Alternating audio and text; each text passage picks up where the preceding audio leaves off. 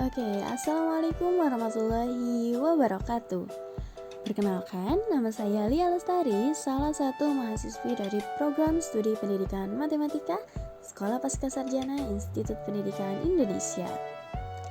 Nah, pada kesempatan kali ini, saya akan berbagi mengenai materi fungsi eksponen.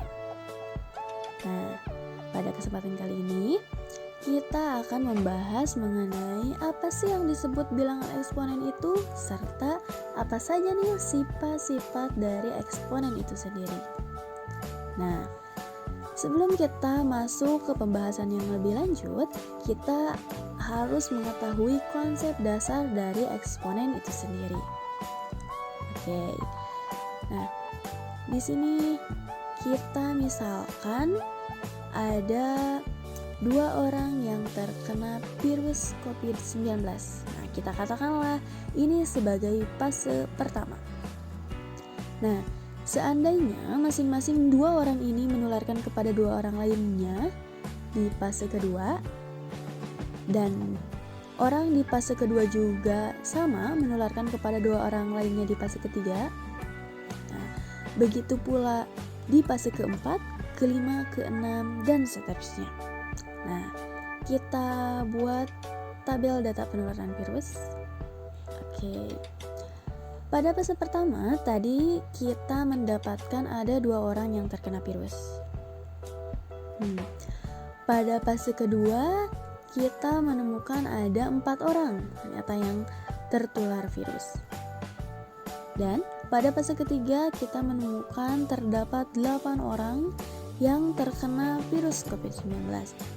Nah, coba kalian bisa menebak gak berapa nih orang yang terkena virus pada fase keempat? Ayo coba. Nah, seandainya penularan tetap atau konstan seperti tadi, setiap orang menularkan kepada 2 orang lainnya. Nah, kan di fase ketiga sudah ada 8 orang yang tertular.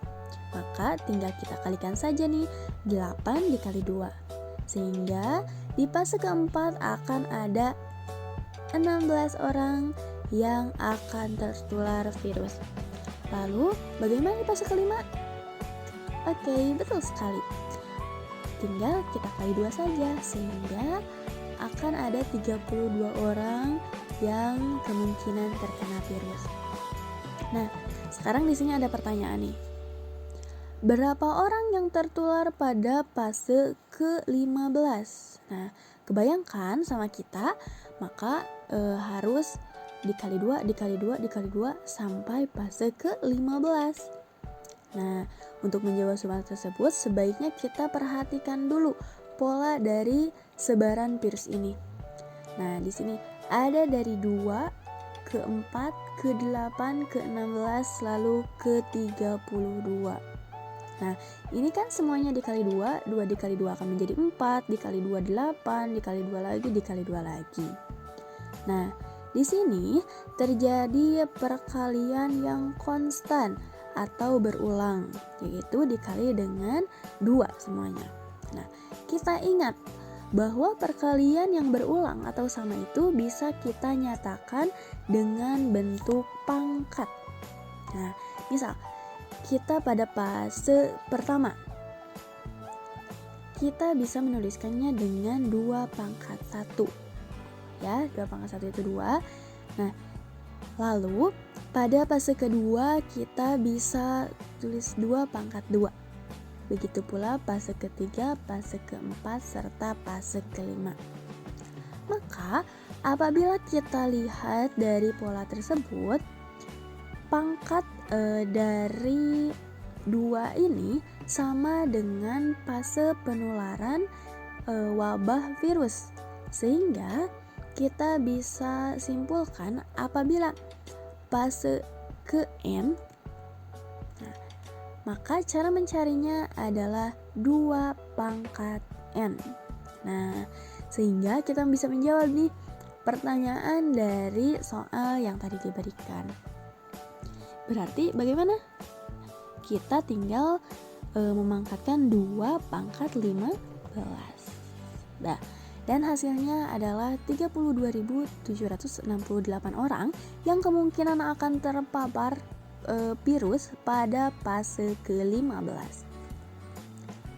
Nah, oke. Setelah kita berbincang-bincang, kita masuk. Jadi bagaimana nih pengertian dari eksponen itu sendiri?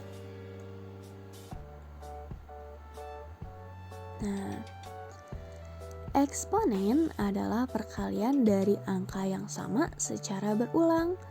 Berarti kita bisa simpulkan eksponensial itu akan sama dengan bentuk pangkat. Nah, di sini jika A adalah suatu bilangan real dan N merupakan suatu bilangan asli, maka A N dibaca A pangkat N. Didefinisikan dengan A pangkat N itu akan A kali A kali A kali A itu sebanyak N faktor.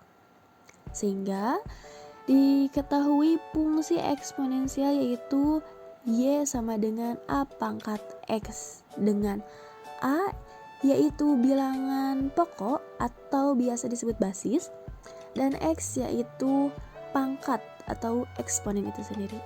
Oke, coba kita. Nah, di sini ada contoh. 3 pangkat 3 berarti 3 dikali 3 dikali 3 sama dengan 27. Ingat ya, bukan 3 dikali 3, tapi 3 dikali 3 dikali 3. Oke, selanjutnya. Nah, bagaimana apabila pangkatnya 0? Kalau tadi kan pangkatnya positif tuh, hanya 3. Gimana kalau pangkatnya 0? Nah, di sini ada definisi. Jika A anggota bilangan real dan A tidak sama dengan 0, berlaku A pangkat 0 sama dengan 1. Maka, nah, contohnya kalau 6 pangkat 0, 1. Begitu pula kalau negatif 5 pangkat 0, yaitu 1. Asal semua bilangan A-nya itu bilangan real. Begitu. Selanjutnya. Nah, bagaimana kalau pangkatnya bulat negatif?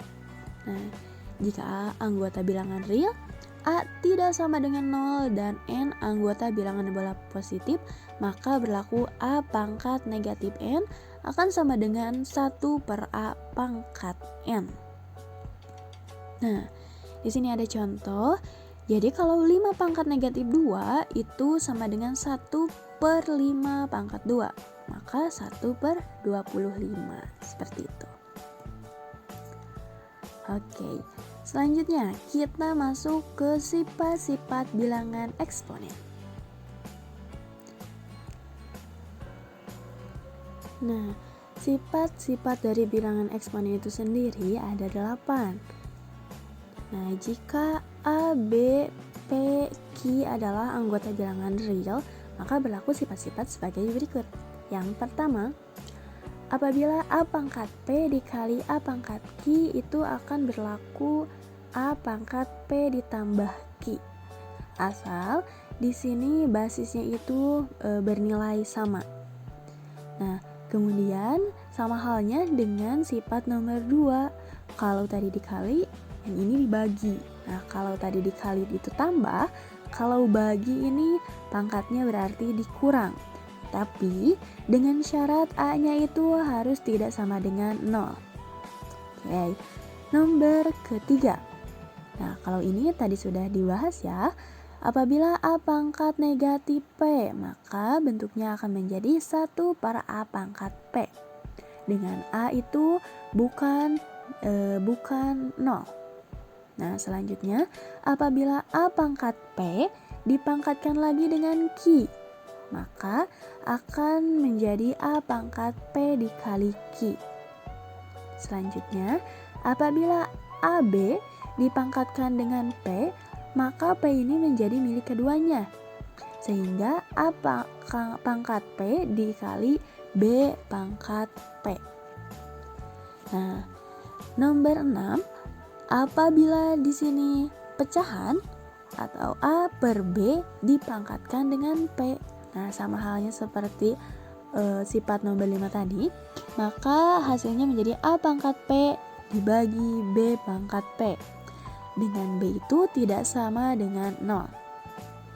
Sifat ketujuh, apabila ada akar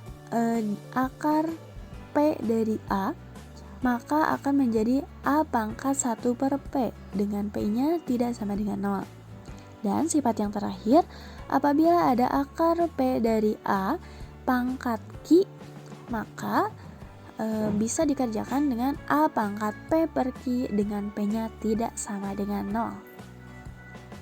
Oke, selanjutnya kita masuk ke contoh soal. Nah, di sini ada contoh soal. Tentukanlah hasil dari 2 pangkat 2 dikali 2 pangkat 4 dikali 2 pangkat 1. Oke, nah ini akan menggunakan sifat nomor 1. Oke, kita coba jawab ya. 2 pangkat 2 dikali 2 pangkat 4 dikali 2 pangkat 1. Nah, sesuai dari sifat nomor 1, apabila basisnya sama, maka pangkatnya harus ditambah. Sehingga diperoleh di sini 2 pangkat 2 tambah 4 tambah 1. Oke, sehingga menghasilkan 2 pangkat 6. 2 pangkat 6 itu adalah 2 kali 2 kali 2 kali 2 kali 2 kali 2. Hasilnya yaitu 64. Oke, selanjutnya kita masuk ke contoh soal nomor 2. Nah, di sini tentukan hasil dari 2 pangkat 1 dibagi 10 pangkat 3 dikali 5 pangkat 2. Oke, kita coba jawab. Nah, di sini kita ubah terlebih dahulu 10-nya menjadi 2 kali 5. Nah, hasilnya tidak merubah dari soal yang diberikan ya. Karena 2 kali 5 sama dengan 10. Nah, di sini ada bentuk 2 kali 5 pangkat 3. Nah, ini akan sama dengan sifat nomor 5, di mana AB pangkat P sama dengan AP kali BP. Sehingga kita bisa mengerjakannya seperti ini. Menjadi 2 pangkat 1 dibagi 2 pangkat 3 dikali 5 pangkat 3 dikali 5 pangkat 2. Oke, kita coba kelompokkan. Nah, di sini ada 2 pangkat 1 dibagi 2 pangkat 3, sehingga akan memenuhi syarat dari nomor 2, di mana AP per AQ sama dengan A pangkat P per A pangkat Q sama dengan A pangkat P kurang Q. Dan ada 5 pangkat 3 dikali 5 pangkat 2 yang memenuhi sifat pertama.